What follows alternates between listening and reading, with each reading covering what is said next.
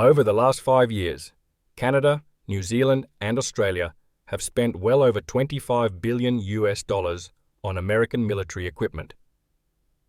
Canada alone has poured more than $15 billion into its fighter program. New Zealand has committed at least $2.4 billion to replace helicopters and aircraft, and Australia has maintained a steady stream of US purchases ranging from missiles to armoured vehicles. But these are only the upfront figures. When you consider the projected lifetime cost of the AUKUS submarine program, estimated at $368 billion or more, and factor in the decades of sustainment, upgrades, and support contracts, the total burden across these three allies rises closer to $500 billion. That is money which secures jobs in Texas, New Jersey, and Florida, but leaves far fewer opportunities for workers and industries in Halifax, Adelaide, or Auckland. On paper, this spending delivers capability. Canada gets fifth-generation fighters. Australia fields advanced tanks, helicopters, missiles, and subs, and New Zealand replaces aging helicopters while adding naval surveillance craft for its massive sea territory. But in practice, each of these purchases binds their militaries, their supply chains, and even their economies tightly to US firms. Every spare part, every software patch, every long-term service contract flows back across the Pacific or across the border from Canada. And in return, the jobs, the industrial benefits, the chance to grow sovereign capacity, those are lost to a state which now seems to punish their close allies with tariffs and, in Canada's case, repeated threats of annexation and conflict. The risks of that dependency are not theoretical. With Donald Trump back in the White House, threats of tariffs, trade wars, and even the suggestion that Canada should become the 51st state have turned alliance politics into leverage. Canada has already committed around $15 billion for its F-35 fleet, a number that Canada's Auditor General warns could rise to $20 to $24 billion once sustainment, infrastructure, and training are counted. But all of that money secures jobs in Texas and Florida, not Halifax or Toronto, who were once giants of defense manufacturing. Imagine if even part of that spend had been redirected into Canadian shipyards, armored vehicle lines, or aerospace research. The economic impact would be measured in thousands of high-skilled jobs at home, not abroad. As Prime Minister Mark Carney recently put it, our defense plan is a jobs plan. Workers across this country are going to build a strong military that will keep Canada safe and strong. That message is not only about security, but about clawing back work that for too long has flowed south due to being overly reliant on US systems and protection. Australia has long claimed that it aspires to build a sovereign defense industry, yet year after year, vast sums continue to flow into US contracts for missiles, fighter jets, Apache helicopters, submarines, and tanks.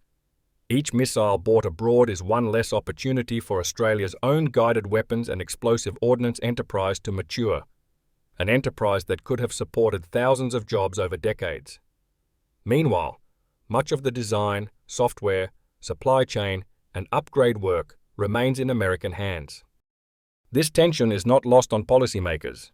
In a 2023 speech aptly named Securing Australia's Sovereignty, Minister for Defence Richard Marles warned that capability, which is not at the absolute discretion of the country which operates it, does nothing to enhance sovereignty.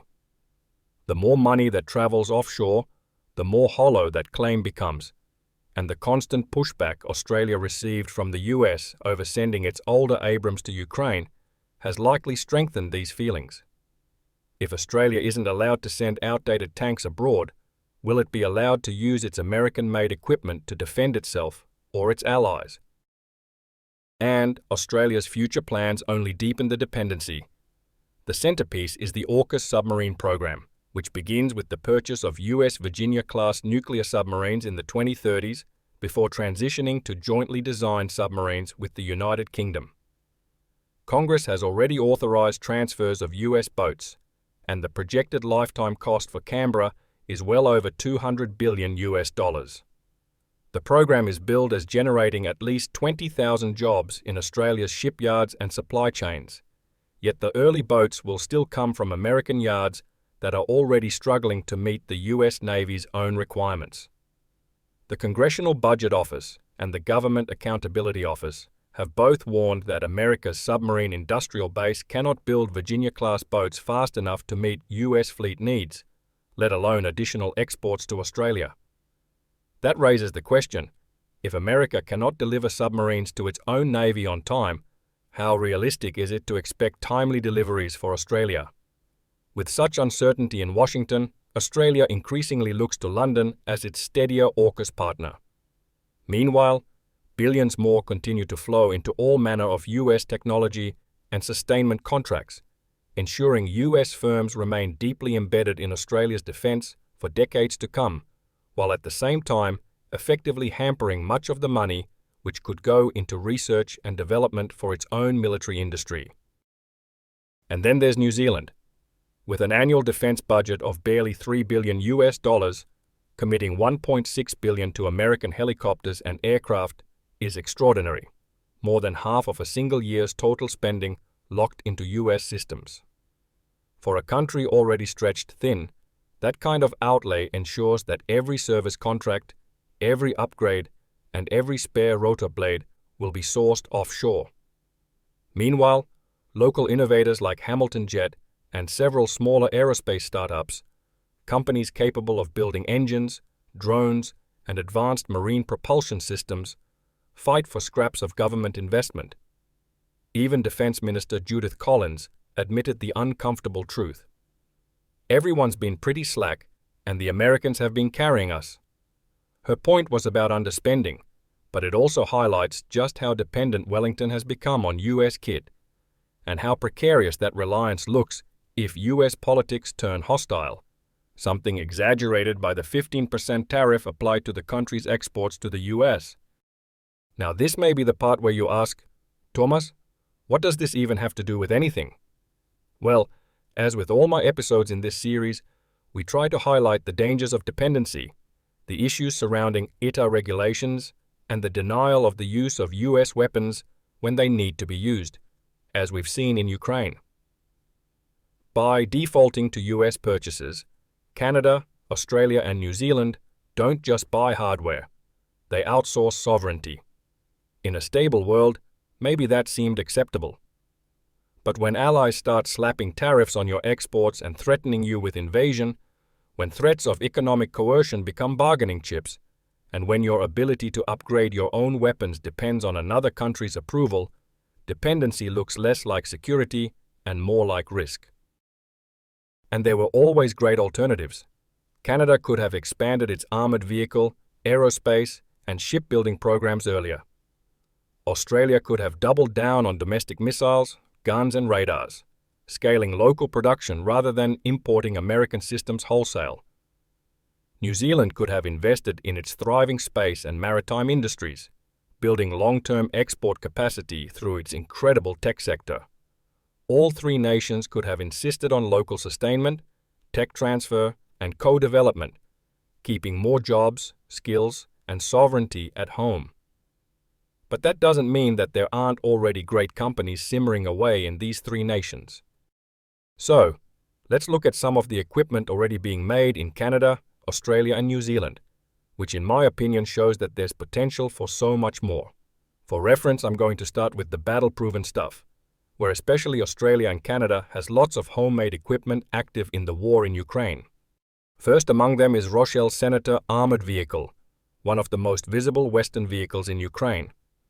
Roshel has supplied about 1,700 Senators through donations and direct sales. Many are now built by hundreds of Ukrainian refugees employed at Roshel's Toronto factory, directly shaping the war effort by producing vehicles for their homeland. According to Oryx's open-source verification, around 100 Senators have been destroyed, damaged, or captured, a relatively low proportion compared with other similar vehicles in Ukrainian service. The American Max Pro, for example, has suffered close to 300 confirmed losses out of roughly 460 delivered, giving the Senator a much lower observed destruction rate. Equally visible on the battlefields of Ukraine is Australia's Bushmaster Protected Mobility Vehicle. Canberra has delivered around 120 of them since 2022, after Kyiv specifically requested the type for its survivability against artillery and mines. The Bushmaster is primarily fielded by Ukraine's air assault brigades, which are often at the very tip of the spear in offensive and counter-offensive operations. In theory, that role should expose them to far higher destruction rates than other vehicles, yet the Bushmaster continues to outperform. According to Oryx's verified data, 42 Bushmasters have been destroyed, 7 damaged, and 1 captured. While that represents about a third of the fleet supplied, it still compares favorably to other so-called protected troop transports like the aforementioned American Max Pro, which have been lost in the hundreds. The Bushmaster's record underlines Australia's ability to design and build vehicles that truly keep soldiers alive, proving that domestic production can translate directly into battlefield credibility. Canada's other major homegrown contribution to Ukraine has been its LAV armoured vehicles, built by General Dynamics Land Systems in Ontario.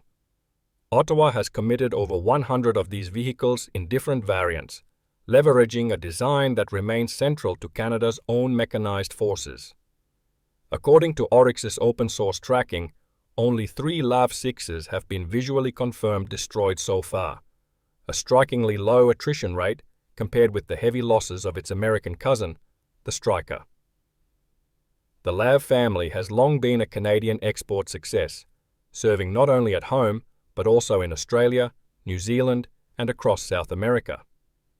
Ukraine's use of these vehicles underscores both their battlefield value and the resilience of Canada's surviving industrial base. Though far from the sweeping ambitions of the Avro-Arrow era, the LAV proves that when Ottawa invests in its own industry, it can deliver modern vehicles that save lives and make a meaningful contribution to a major war effort.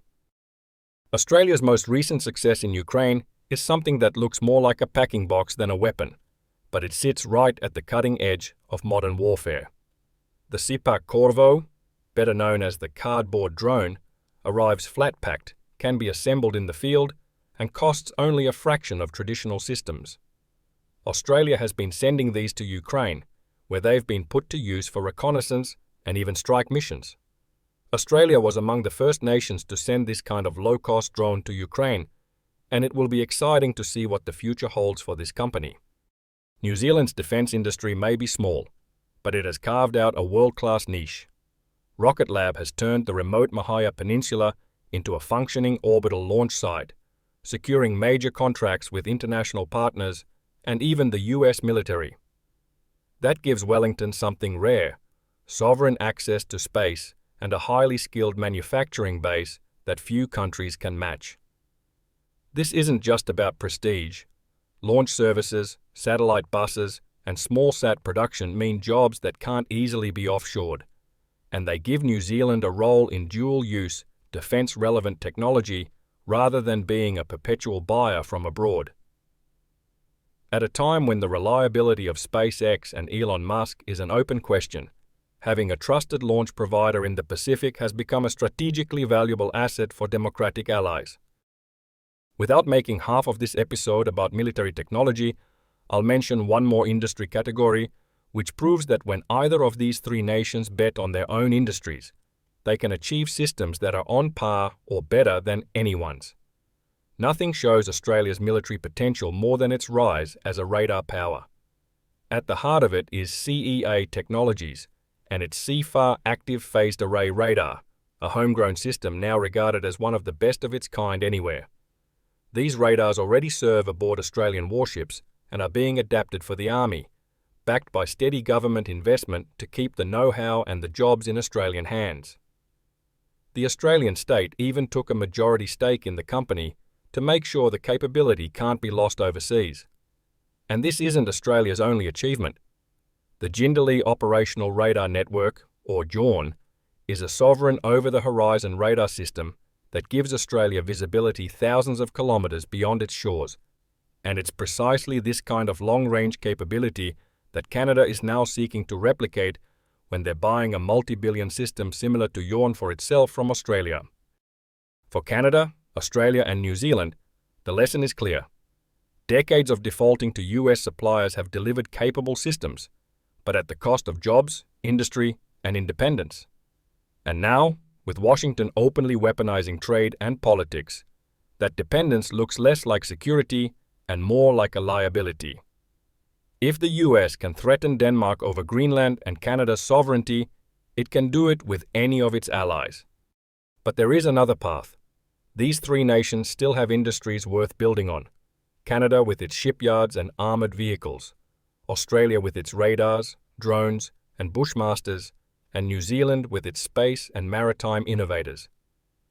Instead of pouring billions into US sustainment contracts, they could deepen partnerships with one another, and with Europe and the United Kingdom, allies who share both values and vulnerabilities.